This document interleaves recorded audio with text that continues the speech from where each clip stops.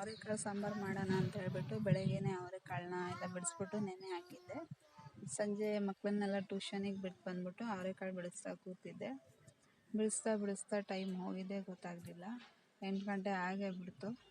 ಮಕ್ಳಿಗೆ ಕರ್ಕೊಬರೋಕ್ಕೆ ಟ್ಯೂಷನಿಗೆ ಟೈಮ್ ಆಯಿತು ಅಂತ ಹೇಳ್ಬಿಟ್ಟು ಎಲ್ಲ ಎತ್ತಿಟ್ಬಿಟ್ಟು ಟ್ಯೂಷನಿಗೆ ಹೋದೆ. ಮಕ್ಕಳನ್ನ ಕರ್ಕೊಂಬರ್ತಾಯಿದ್ದೆ ನೋಡಿ. ನಾವು ಅಷ್ಟು ದೂರದಿಂದ ಮಕ್ಳಿಗೋಸ್ಕರ ನಡ್ಕೊಂಡು ಹೋಗಿ ಕರ್ಕೊಬಂದರೆ ಅವ್ರು ನಮ್ಮನ್ನೇ ಬಿಟ್ಬಿಟ್ಟು ಓಡೋಗ್ತಾ ಇದ್ದಾರೆ. ನಿಧಾನಕ್ಕೆ ಹೋಗ್ರಿ. ಮಕ್ಕಳನ್ನ ಮನೆಗೆ ಕರ್ಕೊಬಂದ್ಮೇಲೆ ಮುಂಚೆನೇ ಎಲ್ಲ ಕಾರೆಲ್ಲ ಜೋಡಿಸಿ ಇಟ್ಕೊಂಡಿದ್ದೆ.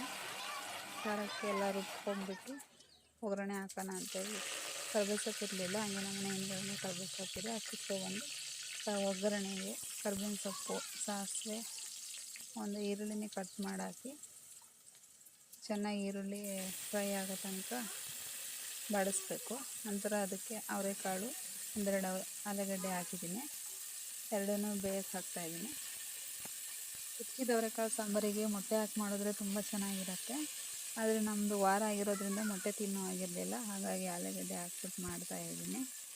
ಹಾಗೆ ಅದಕ್ಕೆ ಸ್ವಲ್ಪ ಅರಿಶಿನ ಪುಡಿ, ಉಪ್ಪು ಹಾಕ್ಬಿಟ್ಟು ಸ್ವಲ್ಪ ಹೊತ್ತು ಹಾಗೆ ಆಲೂಗಡ್ಡೆ ಸ್ವಲ್ಪ ಮೆತ್ತಗಾದರೆ ಸಾಕು.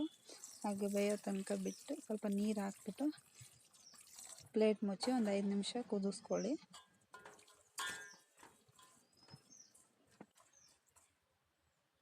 ಜಾಸ್ತಿ ಕೈ ಆಡ್ಸೋದಕ್ಕೆ ಹೋಗಬೇಡಿ, ಅವರೆಕಾಳೆಲ್ಲ ಮೆಲ್ಟ್ ಆಗೋಗ್ಬಿಡತ್ತೆ. ಸ್ವಲ್ಪ ಒಂದು 5 ನಿಮಿಷ ಸ್ವಲ್ಪ ಕುದಿ ಬಂದರೆ ಸಾಕು. ನೋಡಿ ಕುದೀತಾ ಇದೆಯಲ್ಲ, ಈ ಥರ ಸ್ವಲ್ಪ ಕುದಿ ಬಂದರೆ ಸಾಕು. ಈ ಥರ ಕುದೀತಾ ಇದೆ.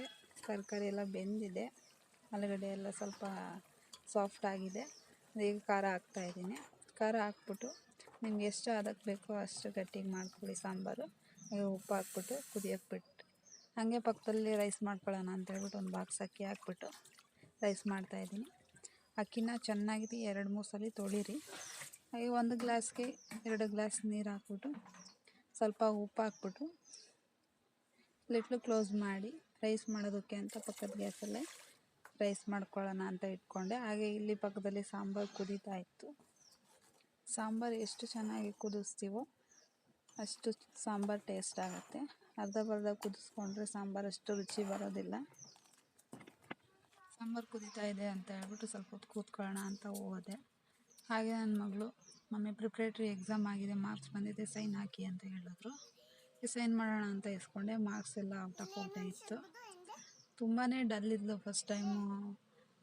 ಹಾಗಾಗಿ ಸ್ವಲ್ಪ ಸ್ಟ್ರಿಕ್ಟ್ ಮಾಡಿದ್ದೆ ನನ್ನ ಮಗಳಿಗೆ. ಹಾಫ್ ಮಾರ್ಕ್ಸ್ ಕಮ್ಮಿ ಬಂದರೂ ನಾನು ಸೈನ್ ಹಾಕೋದಿಲ್ಲ ಅಂತ ಹೇಳ್ಬಿಟ್ಟು. ಹಾಗಾಗಿ ಆವತ್ತಿಂದ ಚೆನ್ನಾಗಿ ಓದ್ತಾ ಇದ್ದಾಳೆ. ಎಲ್ಲದರಲ್ಲೂ UTಲಾಗಿರ್ಬೋದು, FA3, FA1, FA2, FA3, FA4 ಎಲ್ಲ ಟೆಸ್ಟಲ್ಲೂ ಕೂಡ ಔಟ್ ಮಾರ್ಕ್ಸೇ ಬಂದಿದೆ.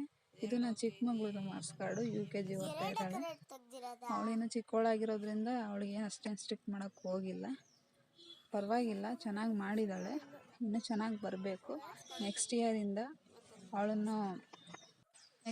ಅವಳನ್ನು ಚೆನ್ನಾಗಿ ಪ್ರಿಪೇರ್ ಮಾಡಬೇಕು. ಹಾಗೆ ಊಟ ಹಾಕ್ಕೊಟ್ಬಿಟ್ಟು ಊಟ ಮಾಡಿದ್ರು. ನನ್ನ ಚಿಕ್ಕ ಮಗನಿಗೂ ಊಟ ಮಾಡಿಸ್ಬಿಟ್ಟು ಮಲಗಿಸ್ಬಿಟ್ಟೆ. ಬೆಳಗ್ಗೆ ಬೇಗ ಎದ್ದೇಳಲ್ಲ ಅಂತ ಹೇಳ್ಬಿಟ್ಟು. ಹಾಗೆ ನನ್ನ ವಿಡಿಯೋ ಇಷ್ಟ ಆದರೆ ಲೈಕ್ ಮಾಡಿ, ಶೇರ್ ಮಾಡಿ, ಫಾಲೋ ಮಾಡೋದನ್ನು ಮರಿಬೇಡಿ.